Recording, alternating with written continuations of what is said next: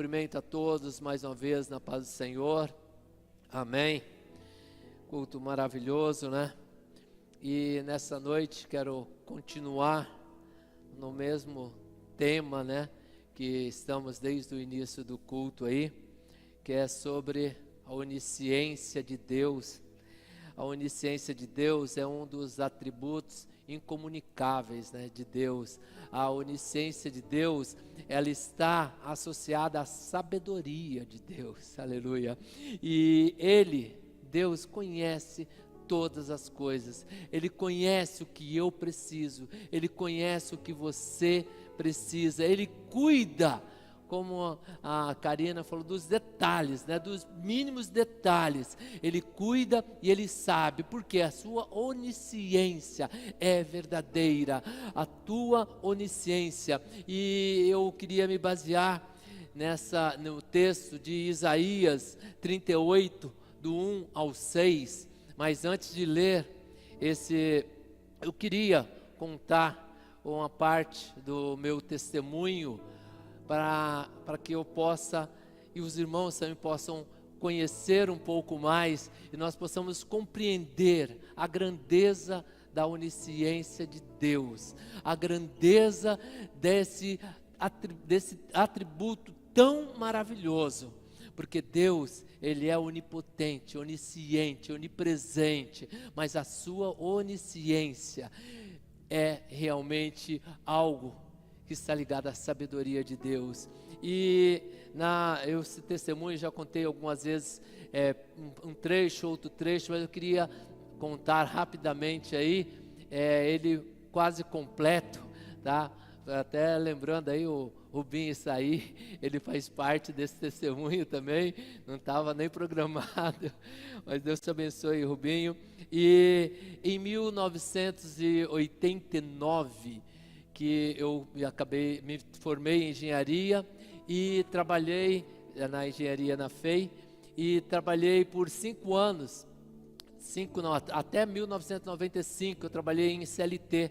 Em 1995, com mais 4 sócios, nós resolvemos e abrimos uma empresa que voltada para a transformação de termoplásticos, tubos, e na parte de infraestrutura e também na parte automobilística. E a empresa estava indo bem, estava tudo tranquilo e nós fomos prosperando. E por isso eu comentei do Rubinho, ele foi um dos que iniciou ali comigo, ali no Engenho Novo, né, Rubinho? E começamos ali. E Deus ajudou. E em 1997, Deus ainda me abençoou mais, que foi o ano do meu casamento com essa linda mulher aí, Regiane Reis. Te amo, Deus abençoe. E em 1997 nós casamos, e nesse momento estava tudo muito bem, e nós fizemos uma lua de mel maravilhosa. E quando retornamos dessa lua de mel, chegou um domingo, nós chegamos dia de semana, voltamos domingo, fomos para a casa de Deus adorar ao Senhor, glorificar a Ele. E nesse domingo foi um culto assim maravilhoso, Deus falou conosco como sempre. E logo terminou o culto, eu morava ali perto do 6, no Centro de Apoio 2, ali perto do Residencial 6, e quando chegamos em casa, logo o telefone tocou, e era a minha irmã, a Miriam, a mais velha, como fala o pastor Paulo aí, né, Miriam Reis, e ela ligou para mim e falou: Wallace, dá uma olhada, eu acho que vai precisar ir lá na empresa, porque alguém ligou e está acontecendo alguma coisa lá, parece que está pegando fogo em uma parte da empresa. Eu falei: não, tá bom. Aí saímos, nem deu tempo da Regiane fazer a comidinha lá, mas saímos rapidamente, um pouco assustado, não sabia o que estava acontecendo, e fomos. E cada vez que a gente chegava um pouquinho, a empresa nessa época estava ali no Jardim Mutinga, e nós tínhamos mais ou menos 3.000 metros de área e 1.500 de área construída, era um galpão alugado, e mais ou menos uns 150 funcionários, né, Rubi? Mais ou menos por aí, nessa média. E aí quando cheguei ali, e cada dia, a hora que chegava mais perto, eu via aquela fumaçona grande subindo. Aí a Regiane falou, ei, se for lá, o negócio é pior do que a gente pensava. E quando chegando ali, realmente, estava bem grande. Tinha 3 carros bombeiros, muita gente, e uma fábrica de plástico, né? E estava realmente tudo pegando fogo. Aí eu saí do carro desesperado. Quando eu fui andar assim, uma pessoa me pegou pelo braço. Não, calma, não se apavore, deixe pegar fogo. Nós já cercamos a área aí. Deixa pegar fogo que o seguro paga tudo, vai ser melhor, porque aí não precisa fazer muita, vai estar tudo destruído mesmo. Aí eu olhei para ele, não falei, mas pensei, não tem seguro nenhum. Seguro venceu numa sexta-feira e a pessoa foi lá e não conseguiu fazer. Falou, eu volto na segunda. Isso era o domingo e estava acontecendo. Aí eu fiquei muito desesperado e tinha uma área assim grande embaixo que era uma área do estoque. E era o estoque onde tinha matéria-prima, e nessa época a gente estava com um contrato grande da Telefônica, e tinha bastante matéria-prima ali, polietileno, e logo acima dessa área embaixo tinha o escritório, e logo aí tinha as casas todas do bairro. E quando nós chegamos assim, eu fiquei assustado, aquele fogo grande, e o bombeiro não conseguia controlar. E aí a minha esposa chegou perto de mim e falou, era uma descida assim, nós paramos, e ela falou, vamos orar aqui. Aí erguemos a mão e começamos a orar, como os jovens cantaram, clamar ao Senhor, né? E começamos a clamar a Deus ali, e assim, de repente, não mais do que de repente, veio um vento contrário assim, jogando toda aquela fumaça ao contrário, e foi um vento, a gente não entendia o que estava acontecendo, mas aquele fogo começou a se controlar naquele momento que nós erguemos as nossas vozes e clamamos ao Senhor, e ali começou aquele fogo se controlar, e mais algumas horas e se passaram, e os bombeiros, com a ajuda do bombeiro, eles acalmaram lá, e acabou não pegando fogo no estoque, nem no escritório. E assim nós conseguimos vencer aquela etapa, mas praticamente a empresa, as máquinas queimaram todas, e nós começamos a ter um trabalho bem forte ali. O Roberto Leme na época trabalhava comigo também, e fizemos ali uma restauração muito rápida.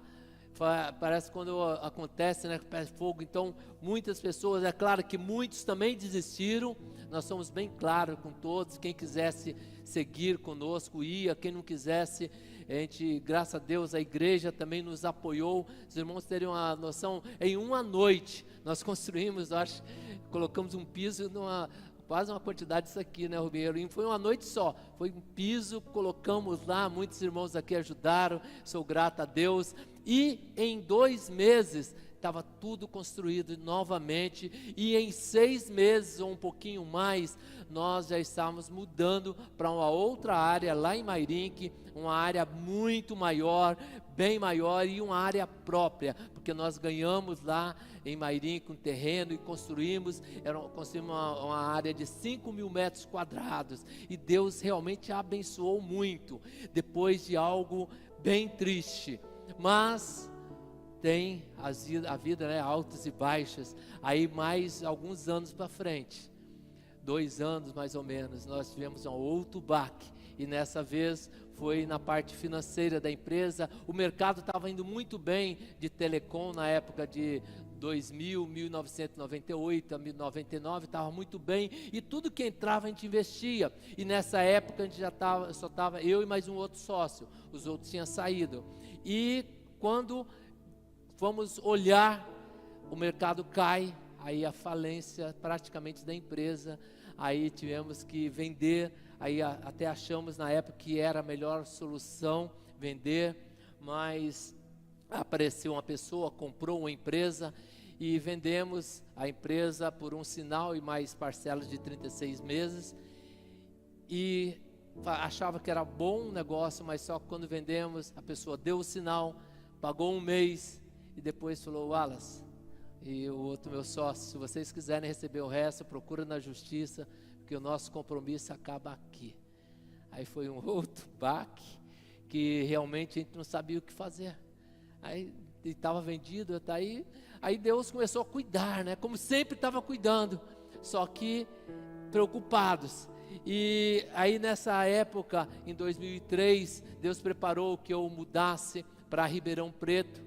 Graças a Deus nunca fiquei desempregado, nem as pessoas trabalhavam comigo ali. Logo o Rubinho saiu também antes um pouco, foi para a empresa melhor, hoje ele está bem lá. E Deus abençoou a todos, e também me abençoou, só que comigo tinha que ele tratar um pouco mais próximo ali, e eu não estava entendendo muito, mas Deus sabia, porque a sua onisciência, Ele sabe de tudo que precisa acontecer na nossa vida.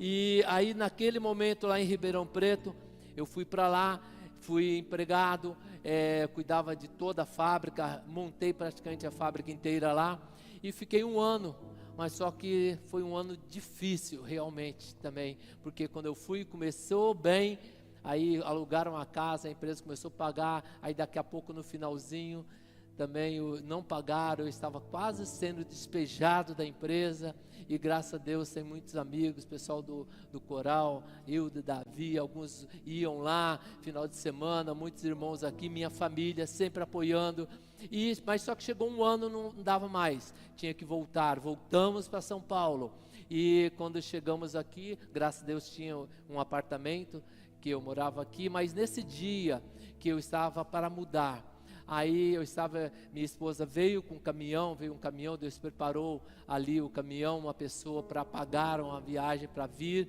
arrumamos tudo, voltamos, e chegando aqui, ela chegou de dia, e mesmo sem receber salário, mesmo com a empresa não me pagando, eu fui trabalhar naquele dia. Eu falei, não, é aqui que Deus me colocou, tenho que trabalhar.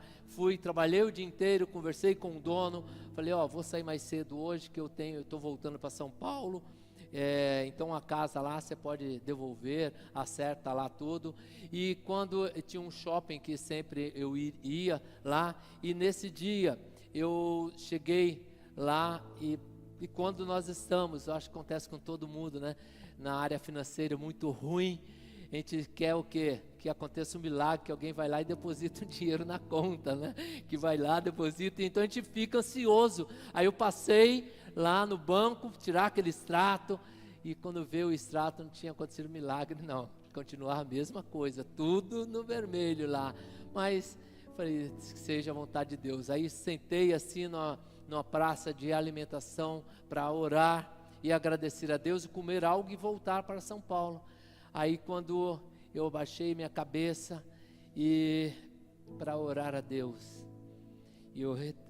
e algo tocou nos meus ombros assim, do meu lado, e quando eu olhei, aquela pessoa olhou bem nos meus olhos e falou, Deus suprirá todas as tuas necessidades, aleluia, aleluia.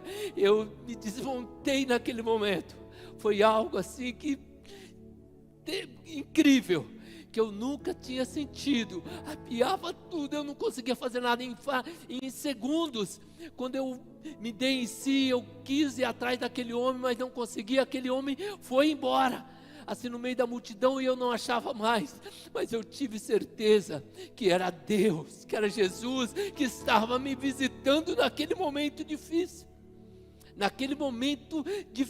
da nossa vida. Aí eu achava, como creio que todos nós, né? Falei, glória a Deus, agora vou, não havia hora de chegar para contar para minha família, contar para todos que o que tinha acontecido, que a nossa vida ia mudar. E quando eu cheguei, reuni todos, contei, mas a nossa expectativa, graças a Deus, né, não é a mesma de Deus. E chegou, Deus supriu todas, mas no tempo dele, demorou mais uns 4 anos, para que eu entrasse na justiça, mas graças a Deus, eu ganhei a causa inteira, 100% Deus recuperou e me deu, e hoje, graças a Deus, eu estou firmado, não por ter, não por não ter, mas porque a graça dele, a onipotência, a onisciência de Deus, ela foi realmente maravilhosa na minha vida. Hoje talvez eu não tenha tantas coisas, mas eu tenho a paz, eu tenho a minha família, eu tenho a alegria de falar: Deus, quando eu chorei, tu ouviste o meu clamor. Aleluia, aleluia. Quando eu chorar,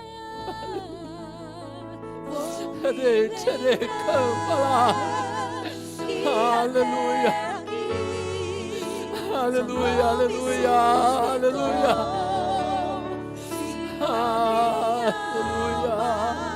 Espera em Deus, pois ainda louvarei, eu aleluia, louvarei. aleluia. Você pode cantar: quando eu chorei, vou me lembrar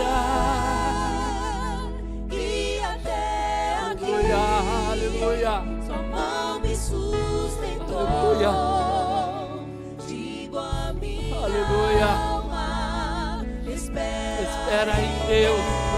Se você entrou aqui chorando, você vai sair daqui cantando em nome de Jesus. Aleluia, aleluia.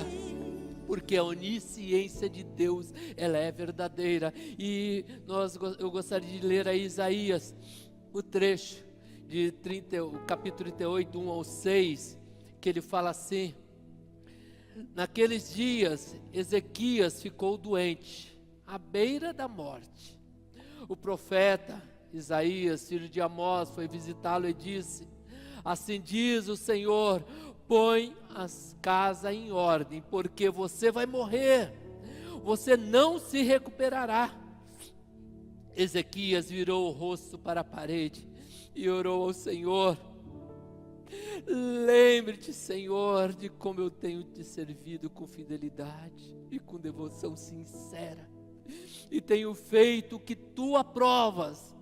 E Ezequias chorou amargamente. Então a palavra do Senhor veio a Isaías. Aleluia. E a palavra do Senhor veio a Isaías, dizendo: vai a Ezequias, assim diz o Senhor, o Deus de seu antepassado Davi: ouvi sua oração e vi suas lágrimas. Acrescentei 15 anos à sua vida, acrescentarei 15 anos à sua vida, e eu livrarei você e essa cidade das mãos do rei da Síria. Eu defenderei essa cidade. Aleluia, aleluia, aleluia, aleluia, aleluia. Aleluia, aleluia. Quando nós estamos passando, como eu contei o meu testemunho, quando nós estamos passando por dificuldades, por problemas na nossa vida, seja ele que for, nós clamamos a Deus e sempre nós esperamos o quê?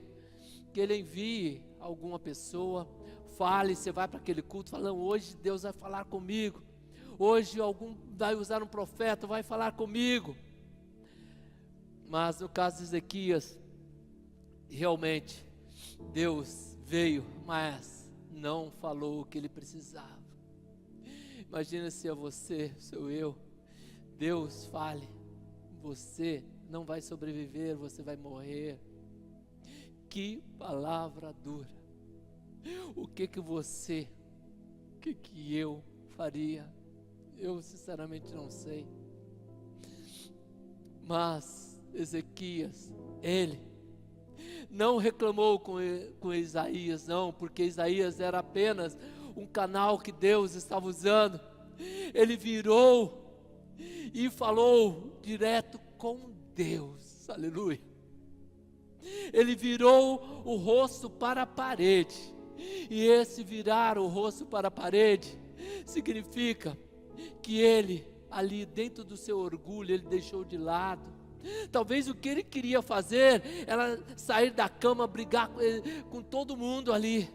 Não era isso, não. Ele virou e começou a falar com Deus. que você nessa noite, eu creio que tem algumas pessoas precisando ouvir essa palavra, e Deus fala que você precisa simplesmente vire para a parede, deixe o seu eu de lado, deixe o seu orgulho de lado. Como o Murakami falou aqui, muitas vezes a gente procura tantas desculpas, né, para não fazer. Ali Ezequias virou e olhou para uma parede. O que é uma parede? Você não vê nada, você só vê o que está bem perto de você. Mas ali ele sabia que a onisciência de Deus, Deus sabia o algo a mais, Deus sabia o que passava dentro do coração dele, e Deus sabia o que precisava fazer. Infelizmente, não é o caso de hoje, mas se os irmãos lerem a história de Ezequias, não foi bom o fim dele, porque Deus deu a oportunidade, mas ele infelizmente não aproveitou. Mas que o seu fim seja melhor do que o de Ezequias. Deus vai te dar uma oportunidade nessa noite, Ele está te dando, você aproveite. Ele vai te dar muito mais do que Ele deu para Ezequias. Em João 16:33 fala assim: no mundo tereis aflições, mas tenham bom ânimo. E como ter um bom ânimo quando estamos passando por dificuldades? Lembrando da onisciência de Deus. Aqui, a primeira verdade que nós podemos ver aqui na vida de Ezequias, e eu pude ver e presenciar na minha vida, é que quando nós estamos passando por dificuldades, por problemas, Deus, Ele sabe o que está na nossa alma. Deus, Ele sabe o que está dentro da nossa alma. E o versículo 3 fala assim: lembre-te, a oração de Ezequias, lembre-te, Senhor, de como tenho te servido com fidelidade e com devoção sincera. Ezequias orou amargamente, Ezequias chorou. E essa oração de Ezequias ali, ele chorou ali querendo dizer e falou para Deus: Deus, eu abandonei aquilo que o meu pai, o rei Acaz, ele fez, eu não segui, porque o rei Acaz, ele não foi fiel a Deus, eu fui fiel a ti, mas eu também reconheço o meu erro, eu reconheço que eu preciso de ti. A Bíblia não detalha tanta oração de Ezequias, mas eu creio que foi nesse sentido, porque ele se arrependeu, ele se mostrou que ele foi fiel a Deus, mas ele mostrou também perante Deus que ele precisava, que somente a misericórdia de Deus podia alcançá-lo. Deus, ele sabia o que passava no coração de Ezequias, o que ele precisava, e Deus sabe o que passa dentro do teu coração, dentro da tua alma, porque Ele é onisciente, Ele sabe de tudo, mas Ele não somente sabe de tudo, Ele ouve tudo. E a segunda verdade, a primeira é que Ele sabe de tudo que está na tua alma, a segunda é que Ele ouve a tua oração, Ele ouve o teu clamor, pode ter certeza disso. Nós estamos continuando numa campanha, numa oração, que se Deus quiser só vai terminar lá no céu. Toda noite, meia-noite nós estamos orando, um grupo não é grande, mas eu já te convido a participar, está sendo maravilhoso, porque é um momento que nós procuramos aclamar ao Senhor. E aqui no versículo 3, vá dizer a Ezequias: ouvi a sua oração. E quando eu estava estudando, Deus, Ele falou diretamente comigo: vá dizer a todos da DR, aqueles que estão presentes, aqueles que estão assistindo, Deus ouviu a sua oração, Deus ouviu o teu clamor. Ele sabe, Ele não somente sabe o que você precisa, Ele já ouviu. Aguarde, aleluia, que no tempo de Deus, aleluia, o salmista ele fala assim: um coração quebrantado e contrito. Deus sempre, não é de vez em quando, Deus sempre ouve um coração quebrantado. Deus sempre ouve. E Jesus, Ele também disse assim: vá para o seu quarto, feche a porta, aleluia. Quem sabe, porque aquele que está no secreto, aleluia, aquele Deus que está no secreto, Ele ouve o teu clamor no secreto, aleluia. Ele sabe o que você precisa e Ele ouve o clamor. Essa semana eu estava assistindo aquele filme, O Quarto de Guerra. Não sei quem já assistiu, quem ainda não assistiu, assista. Aquela família estava passando por algo difícil. E como que foi resolvido? Foi na oração. Ela colocou, independente do que estava passando na vida dela, ela falou: eu vou parar de lutar. Eu vou parar de lutar contra Deus. Eu vou entregar a Deus a minha vida, a vida da minha família. É isso que Deus me traz para falar para mim e para você. Entregue a família, a tua família, os teus negócios na mão de Deus, porque Ele ouve, Ele sabe, Ele ouve e Ele também, aleluia, Ele vê as tuas lágrimas. Falou assim: vá dizer a Ezequias, ouvi a sua oração. E ele continua: e eu vi as tuas lágrimas. Não sou eu, não o pastor Paulo, não é o seu líder que precisa ver as tuas lágrimas, é o Senhor Jesus.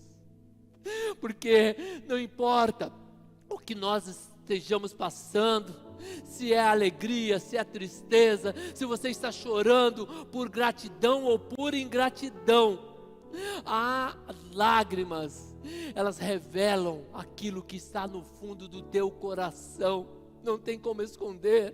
As lágrimas, elas revelam aquilo que você é. Então, comece a chorar. Comece a chorar diante de Deus. Você fala: mas eu não estou passando, está tudo bem por mim. Comece a chorar por gratidão a esse Deus que morreu na cruz do Calvário para perdoar os nossos pecados, mas também Ele nos livra de tudo. Ele sabe, Ele ouve e Ele vê as nossas lágrimas. E ao ver as nossas lágrimas, o que acontece? Ele realiza milagres. Nós estamos nessa campanha pedindo por milagres extraordinários. E o maior milagre é o milagre da salvação. Eu não sei se entrou alguém aqui que ainda não aceitou a Cristo como único e suficiente Salvador da tua vida. Eu quero te apresentar a esse Deus onisciente. Ele sabe, Ele ouve e Ele vê aquilo que nós precisamos, aquilo que você precisa. Aceite a Ele. Esse é o maior milagre. Mas Deus realiza o milagre da esperança. Ele renova a nossa esperança. Se talvez você estivesse como o meu testemunho, chegou alguns momentos que eu não tinha mais esperança em reaver mais nada, mas o que eu pude compreender, não sei se os irmãos notaram, eu comecei com 5, eu e mais 4 sócios, e nenhum dos 4 eram crentes. Aí acontece aquele problema todo, eu fiquei ainda com um que não era crente. Era Deus tentando me mostrar algo que eu não enxergava. Deus sabe, eu tenho um tratar é com você. Então, muitas vezes Deus permite que a gente perca alguma coisa para ganhar algo melhor. Aleluia. Hoje eu tenho sim a minha empresa, sou eu e a minha família, eu e a minha esposa, e nós ali juntos com outras pessoas, porque ninguém vive. Muitas vezes, pastor Paulo sempre vai ter aquela música, com Deus e mais ninguém. Não, é com Deus e mais alguém. Você precisa de mais alguém na tua vida também. E Deus prepara esse alguém e está preparando nessa noite. E eu chamo, vamos ficar em pé para orar e fazer um clamor a Deus, porque nesta noite, o Deus, Ele sabe, o Deus que Ele ouve, o Deus que Ele vê. Em Salmo 126, o 5 e o 6, eu queria que você lesse conosco, se puder projetar, vamos ler todos nós, ler, aleluia, com a alma, com o coração, no 3, 1, 2, 3, aqueles que semeiam com lágrimas, correrão, aquele que sai chorando, enquanto lança semente, voltará com cantos de alegria, trazendo seus feixes, aleluia.